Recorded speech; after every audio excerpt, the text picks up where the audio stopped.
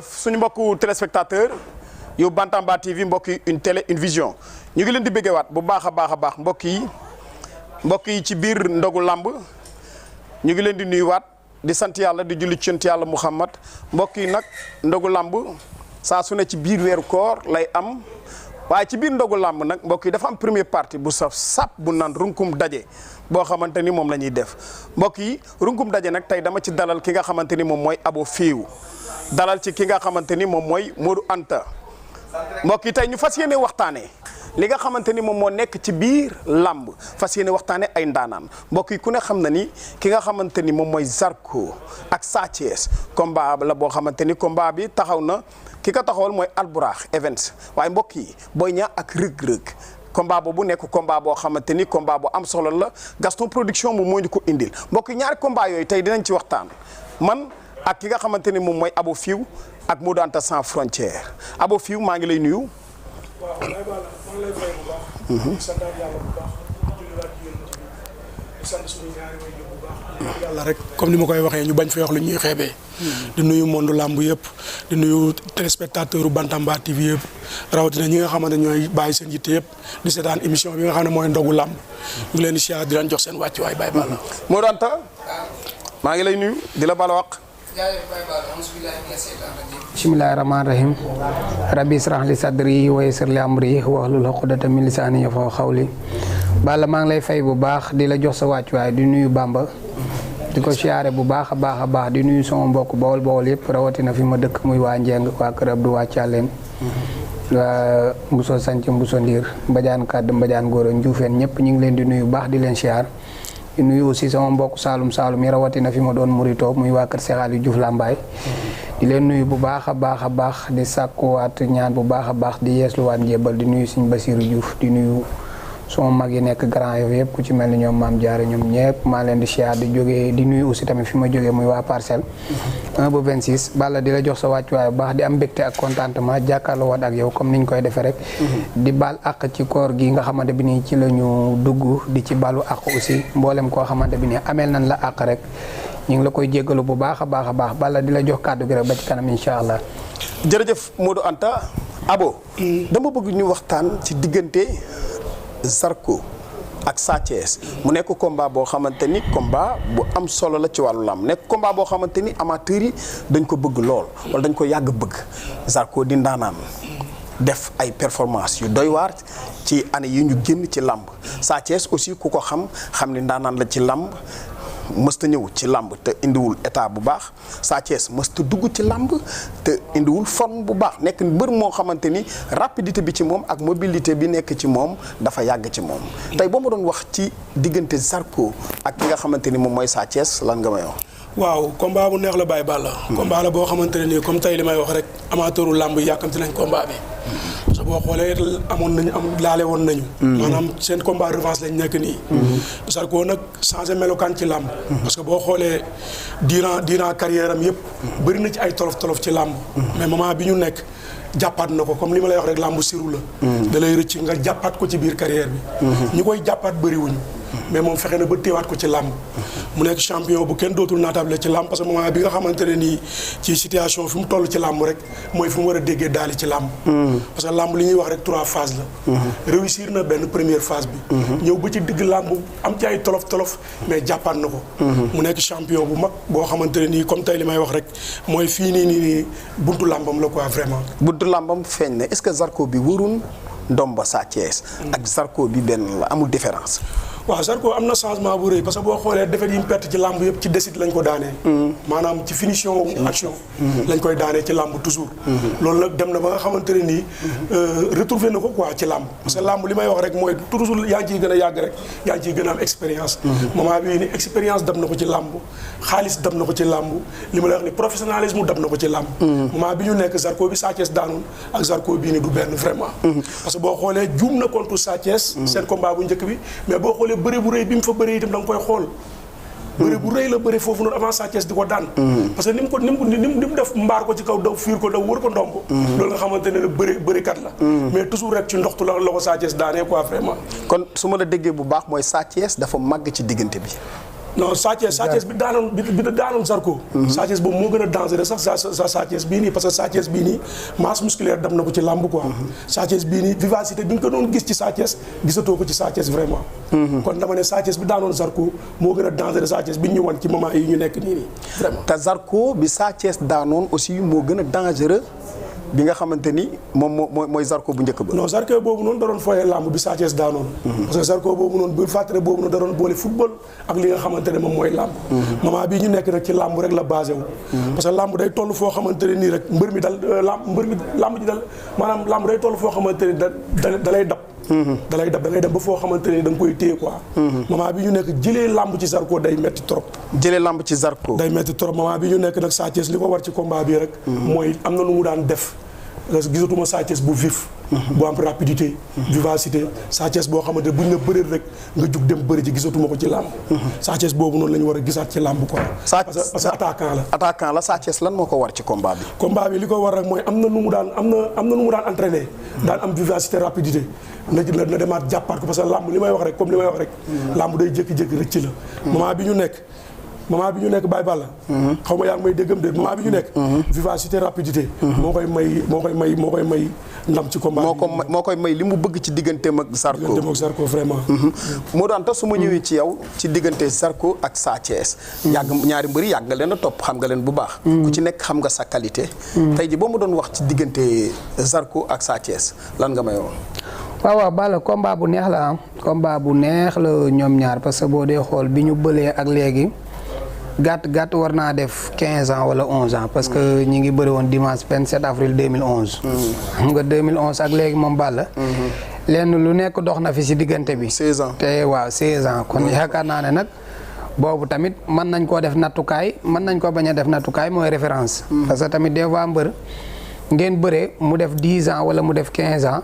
nga gisaat même athlètes yi des fois aussi tamit doo gisaat même athlètes yi. mais da lay leer ne 2011 bi ak léegi li fi dox dafa bëri. parce que 2011 bi Zarko dafay perte ay combat yu bëree bëri ci diggante 2011 ak 2022. bi ñu demee ba 2022 nag presque mën naa ne sax 2017 12 mars 2017 la bëree Modou Anta. Modou Anta daan ko presque boo dee xool dafa gëj na bëre wala défaite bi mujj Modou Anta moo ko daan. bi mu fi jógee nag 2017 bi presque bëreew ci lu bëri xam nga dafa jekk saa yi dem Espagne. 2017 ba 2022. kon xam nga ne diggante bi aussi tamit 4 ans duggaat na fi wala 3 ans yoo xam ne Zarko bëreew ko. làmba ngi dox Sa Thiès a ngi bëree ci 2011 bi mu ko daanan ba 2017 Sa Thiès a ngi fiy bëree mi ngi fiy daan mi ngi fiy def année balance mais Zarko bëreew fi parce que dem na tukki. bi mu defee retour bi nag retour bi mu def dafa ñëw fekk benn xale boo xamante bi ni ñu naa koy mbay guy gi mu nekk ci ay série de victoire nekk ci accès de confiance macha allah daan ay champion yu bëree bëri ku ci mel ni Mame Balla top 5 bi nga xam ñoo ko bokk daan mu signé premier retour am ci mbay guy gi 27 février 2022. bi mu signé retour bi gars yi na moo war a man mbay guy gi normalement. boobu fekk na Baye Mandione jox nañ ko fi xoyantaan mu dóor a xoyantaan mu daanu ñu jox ko Baye Mandione 5 mai 2022 mu daan Baye Mandione saison bi tëj. bi mu jógee ci Baye Mandione aussi tamit ñëwaat contre Ada Fass 15 janvier 2023 boole ci lim bi Ada Fass. ñu ne déet waaye ñu jox ko Diène Kairé 17 décembre 2023 mu boole ci lim bi ñu jox ko Niang bu Ndaw 4 février 2024 mu boole ci lim bi. noonu la ko tegee ba ni mujjee ci ki nga xamante bi ni mooy Gris Bordeaux. le fait que nag Sa Thiès boo dee xool 2022 bi Zarko signé retour am ñëw. ak 2022 fi mu fekk Sa Thiès ci làmb. Zarko bëree na fi 6 combats Balla gàtt te Sa Thiès 3 combats la fi bëri. parce que boo dee xool li ko dalee ci mbay guy gi. ba ci Gris Bordeaux mën nga ne gàtt Zarko def na 6 combats 6 victoires. léegi 2022 bi 5 mars 2022 ci la Sa Thiès daan Reug Reug. xam nga samedi 26 juin 2021 ci la daan Moussa Ndoye. kon 2021 la fi bëre 2022 la fi bëre ak combat bi nga xamante bi nii moom la mujjee moom ak Eumeu Sène. kon mën naa ne 3 combats la ci bëre. 3 combats la ci bëre mais est-ce que Sa Thiès adversaire yi mu préparé. bëri ak ñoom ak adversaire yi nga xamante ñoom la Zarko bëri est-ce que benn la. non mënta nekk benn. boo xoolee Zarko ñi mu bëreel ñëpp bu dee Baye Mandione fi mu fekk fi mu dab Baye Mandione ci carrière bi mën naa ne daan na Baye Mandione gaa parce que biñ sumee ko ñoom ñëpp pare nan mais mën na ne da koo dab ci fin de carrière daan ko. bu dee mbay guy gi da koo fekk ci digg carrière daan ko mais moo ko ëpp expérience parce que moo ko njëkk a bëre. bu dee Baye Mandione dañ koo ese ko bu fekkee ne ki nga xamante bi ni mooy Ada Fass la. da koo fekk ci digg carrière jaay ko expérience daan ko. bu fekkee ne Diène Diouf Kaïré ba tey da koo fekk ci digg carrière jaay ko expérience daan ko.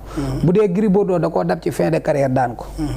kon ba tey yooyu gaa ay victoire la yoo xamante bi nii victoire yu extraordinaire la mais du victoire référence la quoi. mais du victoire comme maanaam nattukaay ci sa moroom.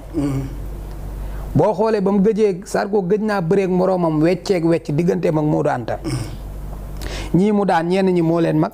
Baye Mandione mi ngi ci fin de carrière Gris Bordeaux mi ngi ci fin de carrière mais daf leen daan. parce que lu man di xew da ngay encourager Zarko. parce que jeune boo xamante bi ni dafa jeeg saa yi bàyyi làmb plus de 3 ans wala 4 ans. mën a defaat retour.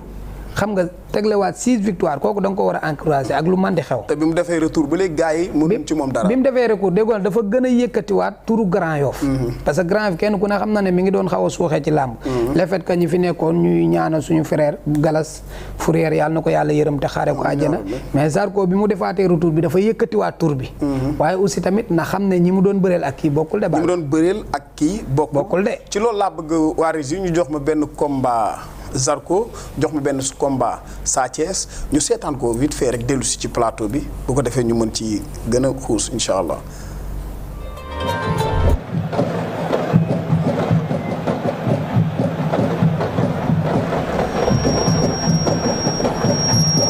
Ada Fass mbot la bëgg wala tegal chaise lay wër.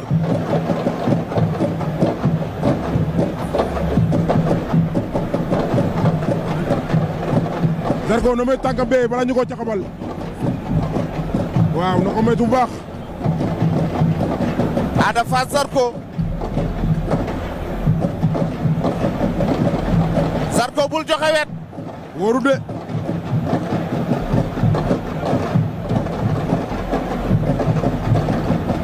ñoom ñaar ku ci nekk am nga action boo bëggal déclencher. bu ma doon Zarko du ma dóor damay jàpp.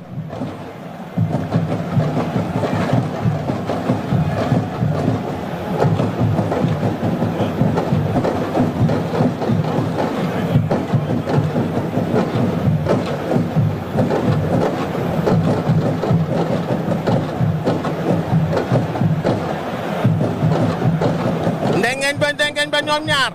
ndeysaan. kenn bëggul sa Ada bëgg na koo xañ mu jàpp. dafa jàpp tere ko mu jàpp aas. moom sa moom Ada Fass. booy seet dafa téye jàppul ba pare ndengeñ na ko. ah gis nga day bañ mu jàpp. man naa bi koy xañ mu jàpp.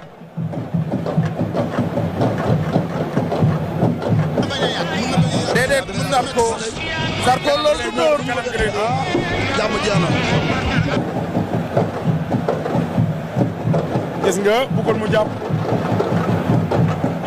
attention. am na kenn mooy wóorul de. léegi am lu am de. léegi mu am lu am. Zarko lay def li Zarko. ah.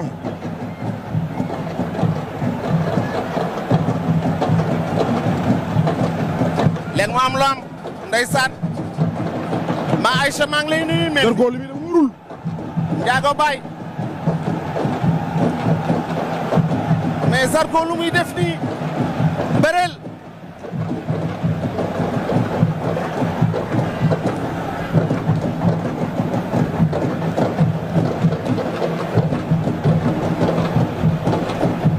ndeysaan. Ada Fass jàpp na. te li ma jaaxal Zarko jàpp. non jàpp Ada Fass ci kaw baaxul Senghor gi la jàpp te Senghor gi daa teggeeku. ok moo tax xam naa ñeme wut a def action. daan na ko Zarko daan na ko. Zarko daan na ko. Zarko daan na ko. lamb ja fa la yem. Zarko daan na ko. Zarko daan na ko. Zarko daan na ko jëlu mag la. jëlu mag la ndax la ko daan. oh. ah déedéet. daje nañu Reug Reug jël na ko Reug Reug jël na saaye Reug Reug jël na ko laay laay la laa laay laay la laa Sa Thiès daaj na wala dara amul de arbitre dana dara amul dara amul dara amul dara amul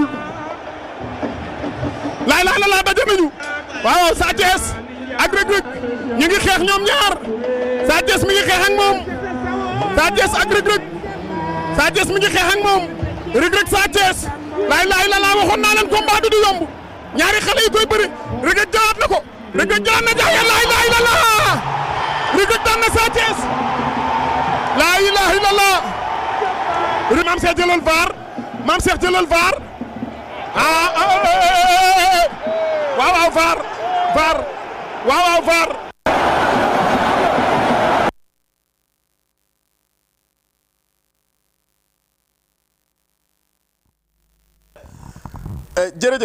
jërëjëf waa Régie ñu ngi leen di béggee bu baax a baax Abo Fiw gis nga façon bi nga xamante ni moom la Zarko di bëre ak façon bi nga xamante ni moom la Sa Thiès di bëre est-ce que ñaari mbëri ñoo yem benn qualité bi ñuy bëri. non boobu ñaari profil yu différent lañ bëri. ñaari profil yoo xamante ni Zarko li may wax ne rek mooy mbër la moo xamante ne te saa bu ngeen jàppantee di bëre bi lu muy gën di yàgg rek xam-xam di gën a màcc ci bëre bi. parce que mbër la moo xamante ne li may wax rek mooy bërekat la. bërikat la boo xam ne ñoom ñaar bokkuñu profil yi ñuy bëree. parce que saa boo déggee rek ñooy la Zarko àgg na si géejoo Sa Thiès rek Sa Thiès mu ngi ci danger. Sa Thiès dafa war a bëree te ki nga xamante ne mooy Zarko du bëri. balaa Zarko di réagir Sa Thiès dafa war a dem bëri ji. mooy xeex la war a ubbee ba pare doog a dem bëri ji mais mbapat bi nga xamante ne mooy mbapat bu tilim bi mbapat bi nga xam ne mooy jàpp jox ma weccet jox ma delloo la loolu Zarko moo ko ëpp ki nga xamante ne moom mooy Sa Thiès. Zarko moo ko ëpp ki nga xamante ni moom mooy Sa Thiès mu doon pour être bref rek ñaari qualité mbër yi. est-ce que benn. non ñaari qualité mbër yi bokkul parce que boo dee xool benn côté Zarko day bëree gauche di bëree droite ñaari pieds yëpp lay bëree des fois làmb ñëw mu changé pied des fois tamit mu teg benn pied mais Sa Thiès benn pied bi lay bëree muy pied gauche mais Balla combat bi xeex bi du jaar yoon te bëri bi aussi tamit li ci amateur yi bëgg duñ ko ci am. combat bii nii. lawoon mooy ñëwaat rek. lawoon mooy ñëwaat. waaw parce que dañuy daje ci bëre. lawoon xam nga dañoo daje woon ci bëre. Zarko bi mu koy fel di ko kii Sa Thiès boobu daa fekk Zarko xaaj ko ba dugg ci biiram mais Sa da doon tël loxo bi pour wër ko ndomb. isa amale ma la léegi nag Zarko ci la ko pëtëxal. wër ko ndomba bi mu ko wëree ndomba nag dafa teeyut. dégluwul parce que nit ki boo wëree ndomba da nga naan tekk ab diir. mais daa wër ndomba xamul lu muy def rek mu bàyyi benn loxo bi. di sulli wëq. bi muy sulli wëq nag ci la Sa Thiès def rotation. jël loxo bi teg ko ci loos bi jàpp benn ngem bi ca loxo bi ca devanture ba. bi ko Zarko dàqee rek boo arrêté day dugg. mais nag. gagné na fi expérience de. ci diggante bi Zarko. te Sa Thiès aussi tamit am na leneen lu mu bëgg parce que kaay ma wax la nag lu coow li bëri Zarko ak riir bii mu nekk Balla ku ko freiné ku nekk. roi des arènes jomb la. mais Zarko aussi tamit alir bii mu nekk ak dynamique de victoire yi nii bu ci boolee Sa Thiès. day téye caabi làmb de. moo tax ma ne la ñaari qualité bëri yi bokkut mais ñoom ñaar seen bëree dafa salte parce que Sa Thiès dafa mën nga bëre si ci kawam même Zarko noonu la mën nga bëre si ci kawam de. moo tax Balla ñoom ñaar combat si ñaari attaquant lañ. mais ñoom ñaar kan moo ëpp sañ-sañ ci biir géew. non bokkuñu ñoom xam nga seen sañ-sañ ci biir géew moom moo dul benn. parce que Zarko tey fi nga xamante ne fi la bërim di gën a feeñee mooy mu téye géeño ba pare doog a bëri. maanaam ngeen di dam yi ci biir bëri. Sa Thiès day ñëw def tampon sa kaw. balaa ngay xalaat mu daan la ba jéggi la te doo ko yëg. ñoom ñaar bokkuñu ni ñuy bëree. léegi Sa Thiès que tey bu arbitre soufflé Zarko taxaw xaar Sa Thiès bu Sa Thiès defee tampon rek ci kawam rek. Sa Thiès da koy andil lu ko kenn mës a andil ci mën a bëre te Zarko du bëre. léegi Sa Thiès li mu war a éviter ci combat bi rek mooy Zarko jàpp géñoom téye ko parce que bërekat la bërekat toujours rek da ngay éviter ñu jàpp sa géño parce que bu ñu la jàppee sa géño du da ngay bëgg a bëri ji doo mën a bëri ji ko parce que dañu lay contrôler. boo xoolee ci biir bëri bi contre Eumeu Sène loolu moo gën a soral ki nga xamante ne moom mooy Sa Thiès. parce que bi ko Eumeu Sène dawee ba tëru ko téye ko rek Sa Thiès mënatul bëri foofu noonu. après ubbi pokotaan la def Eumeu Sène mën a yegg si. moo tax combat la boo xamante ne comme tey man su ma indi woon Sa Thiès li may wax rek fetal jaar lay def ak moom ba pare doog a dem bëri ji fetal jaar day ànd ak dem bëri ji quoi. mais saa bu dégloo ba Zarko téye ko ba contrôler ko rek foofu noonu Zarko day mën a bëre te moom du mën a bëre. parce que bokkuñu. Reug Reug dugg na biir Pikine dem jëli. Balla nga baal ma rek gis nga tranquillité gi Zarko nekk nii. tranquillité am gii. faaw mbër yàq ko daa am tranquillité ci biir géew. mbër ni nga koy yàqee nag moom faaw nga jëlloo ko ay coup ba pare doo ko bëree jeeg moom day nekk en l'aise ci biir géew. en l'aise boobu nag faaw nga dindi ko ci moom ba mu réer ba dut. comprendre bu dutul doo ko daan boo ko bàyyee mu nekk ci conscience tranquille am nii pour nga daan ko day jafe. faaw nga yàq xel mi. moo tax Sa Thiès aussi tamit erreur yi mu doon def na ko rectifier parce que Zarko mii day jàpp gars yi du ñu juum mu daan leen. kon expérience ñëwaat na ci diggante bi xel mu dal ñëwaat na ci diggante bi kon à tout moment erreur yi mu doon def moo xam Eumeu Sène ak Reug Reug yëpp na ko invité ci combat bi sur le fond bu ko defee Zarko day ñëw defaat confirmation ci kawam te bu boobaa da ko fiy bàyyi lu mu wax Balla Gaye parce que combat bi kaay ma wala na saa daa nekk ci diggante bi de dafa nekk ci diggante bi tamu insisté ci préparation quoi tamu insisté am na fu mu daan dem du yoon gis Sa Thiès bu explosif am na fu mu daan dem ñu gis Sa Thiès bu vif day dem jëliwaat Sa Thiès boobu noonu waaw poids bi andi ci contre Eumeu Sène Sa Thiès waru ko bëre Zarko de daf ko wër moment bi ñu nekk te bërekat la bërekat du yor masse bërekat toujours rek da ngay moytu di jël masse musculaire bu bari mais Abo gis nga Zarko mooy mbër mi nga xamante ni dafa dal Reug Reug contre Sa Thiès contre Sa Thiès masse musculaire moo ko daan kon Zarko dafa nekk mbër moo xamante ni mbër bu ci parewul physiquement mënoo ci moom dara parce que physiquement Zarko dafa pare saa bu jàppanteeg adversaire am da koy wan ni maa la pour compétition est-ce que parce que Baye Bara doguma la sax mais li nëbbu ci biir bëre bi moo ëpp li feeñ Zarko bërekat la boo xamante ne daa mën a bëre bërekat la boo xamante ne maanaam Sénégal xamuñu mën a bëreem quoi ñu ko topp dafa mbaamee quoi ñu ko topp mbapat ñoo xam mën a bëreem Zarko saa boo jàppanteeg moom rek ni mu lay daanee da koy yomb quoi kon wanewul lépp déedéet wanewul lépp bërekat la li nëbb moo ëpp li feeñ dama gis ci victoire yi mu tegle nii yëpp ñii da leen a fàq ñu daan Mbaye Gouy Gui daf ko fàq mu ñëw ñii mu plaqué ñii mu dóor tànk mais xoolal ñi ko daan aussi même ñi ko daan yi ci biir bëri la juumee quoi maanaam lamb day jékki-jékki da lay rëcc quoi mais daf ko jàppaat moment bi ñëw parce que confiance dab na ko ci biir lamb mu nekk bërikat boo xamante ne comme li may wax rek Sa Thiès ci wàllu état de physique la war a insister ci combat bii nii waaw bu indee état de physique bu baax combat bu neex la ñuy livrer mais boo indiwul état de physique bu baax parce que Sa Thiès contre Eumeu Sène dafa dib quoi ko di Sa Thiès dafa bàyyi Eumeu Sène ak bëre bi te Sa Thiès ku muy bëreel ku ne moom mooy def tampon sa kaw loolu lañ ko xamee quoi li ñuy wax rek ndox du bàyyi yoonam mais Reug Reug dafa dugg Pikine dem jëli fa ki nga xamante ni moom mooy le fils de Gaulle di un grand champion di bërekat di un bagarreur day xeex day bëre combat boobu tey boo ma ci doon ñëwal tey diggante Reug Reug ak Boy Niang lan nga may wax ci diggante ñaari mbër yi waaw comme tey li ma si wax rek mooy Boy Niang am na combat bu rëy a rëy ci carrière bi waaw parce que adversaire bi mu am moom moo tax parce que adversaire bi mu am li ñuy wax ne dafa lëmbe làmb parce que tey bi jàng bëre jotee jàng na bëre jàng bëre nag du da nga yem rek sa igiri kese jàng bëre mooy compétition mbapat li nga xamante mooy Reug Reug def na ko maanaam bàyyi na goxam dem ci ay goxi gox jël fa ay làmb maanaam bëre dafa nekk ci yaram bi li dal ki nga xamante ne moom mooy Franc moo dal ki nga xamante ne moom mooy Reug Reug ci làmb léegi mbër mu mel noonu nag booy bëreeg moom physiquement da nga war a pare moralement da nga war a pare mais intérêt bi mu ci am mooy am naa esprit partenaire yoo xamante ne nii ñu ngi ciy giréem comme ku ci mel ni Kalmu Ndour ku ci mel ni ordinateur Sambala ñooñu noonu ay esprit partenaire ak yoo xam yu ko mën a gunge pour mu réussir bis bi nga xamante ne moom la jëm muy combat bu doy waar combat la boo xamante ne nii comme tey Boy Niang li ma ko ciy wax rek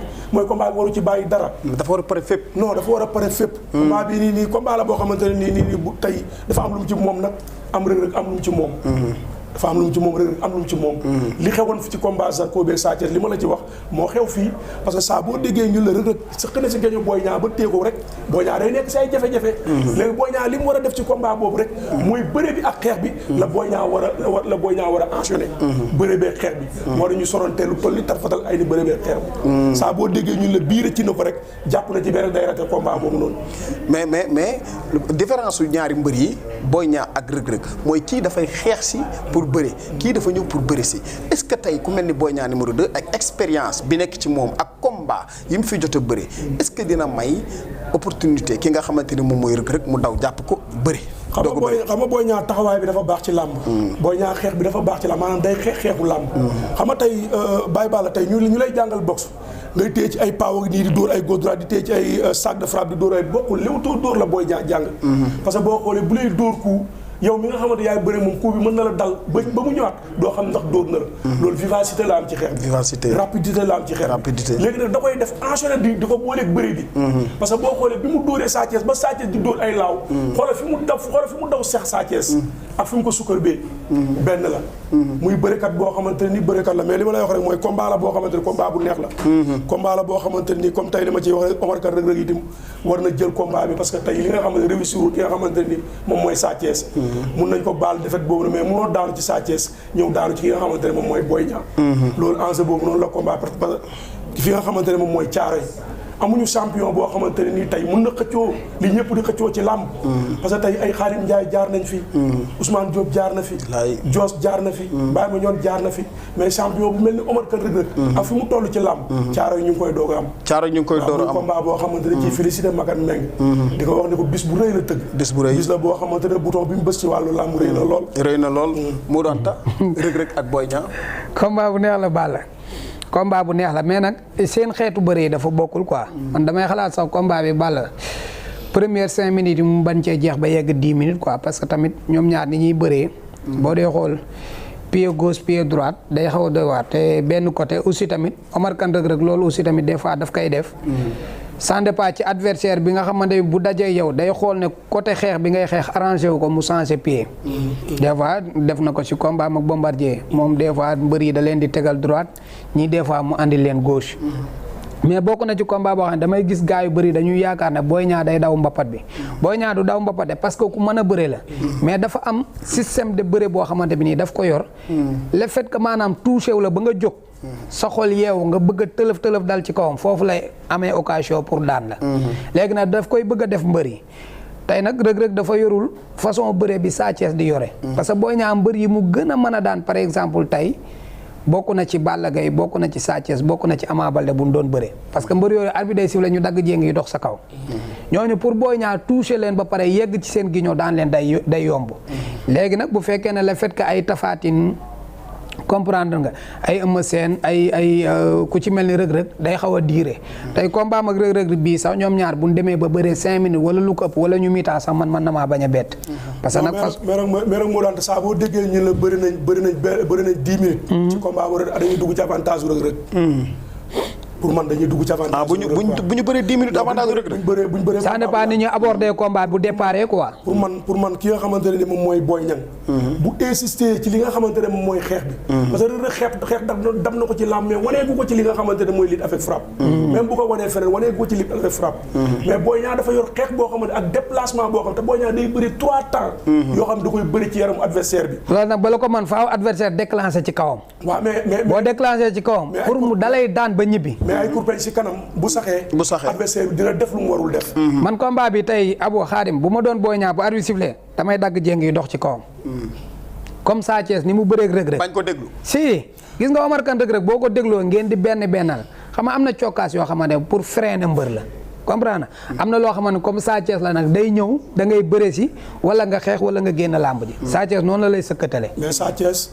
mais nag ñoom ñaar bokkuñu parce que benn Reug Reug bu lay sàcc fi mu lay yegg am na fu muy yegg Boy Niang. parce que Reug Reug bu la tibbee ci suuf boo rasoo day dawal dogal loxo ba ca devantir ba jàpp sa ngem te bu la jàppee du xaru ci ak soode da lay bennal ndànk am na ñu bëri yoo xam dañ laa la kirtim rek jéem a yàkkamti ba nga daan leen wala ñu daan la mais Reug Reug mën na laa téye fu baax ba supporter yi jóg mais da lay bennal di la dajale ba mu baax le fait que Boy Niang numéro 2 nag tey mbër la boo xamante ni Balla li mu bëree ci lutte avec frappe yëpp boo dee xool ñi ci jàpp ngem ba mëtuñu 4 wala 5 parce que dafa fiir ci yaram bi da nga naan taral ngemb li sax mu daw génn boo dee xool combat yi nga xamante da ci am jafe-jafe sax moom lañ jàpp ngemb muy combat mag Lac de Guiers ay ku ci mel ni combat mag Tapha Tine parce que jaaru ci combat mag les deux dana ceex ngemb li mu départ daw génn parce que mbër la boo xamante bi nii li nga xamante ne da koy déranger ci yaram bi da la koy daggal bàyyi fële ngeen jëm ci moom li mu man nag da lay bëgg a maanaam di la sëkkatal ci crochet droite ba nga jaayu boo jaayoo ñëw ci lay xeex ak yow xeex bu gaaw def la 2 temps bëre si ak yow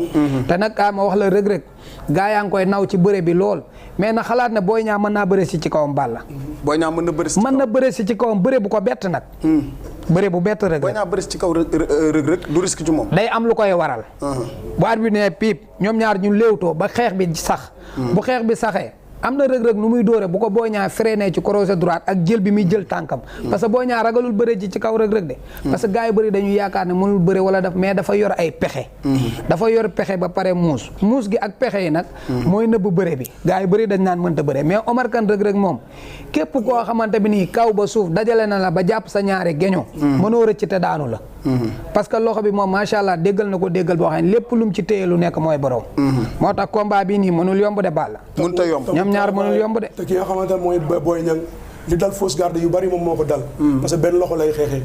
dafa am genre mbër yoo xam ne benn loxo la ñuy xeexee. loolu moom mooy handicap am ci combat bi ñu jëm parce que benn loxo rek mënoo cee def li nga bëgg a def ci lamb toujours day yéex quoi du gaaw parce que boo xoolee Sa Thiès bi mu dóoree Boy Niang bi mu dóoree ki nga xamante ne moom mooy Reug Reug gauche da ko yenn droite ba pare jaxase ko perturbé ko loolu la perturbé bi mu ko perturbé cong bi tayu ko parce que mooy loolu la ñuy wax song bu la neexul waaw des fois dañ lay song boo xam ne song du la neexul yaa koy parce que provoqué dóor yee tax mu song la moo tax combat la boo xamante ne Boy Niang dafa am lu mu ci war a def rek mooy li mu ci war a def rek mooy combat la boo xam ne daf ko war a jël à la lettre parce que combat la boo xamante ne juum bu mu ci juum rek lu toll ni tarfata ay ni rek buñ saxee gañoom rek dootul bëri sens ci combat bi. dootul bëri sens ci combat bi mbokk yi jërë ngeen jëf ñu ngi leen di jaajëfal bu baax a baax ci runkum daje mbokk yi ñu ñëw ci ndogu lamb ak Az Bécaye Mbaye et son team xam naa ni incha allah day continuer nag day continuer bu sooba yàlla ngeen xaar ñu lundi incha allah ak Abo Fiw Modou Anta Mamadou Mbaye le grand reporter incha allah moom tamit dina ci teew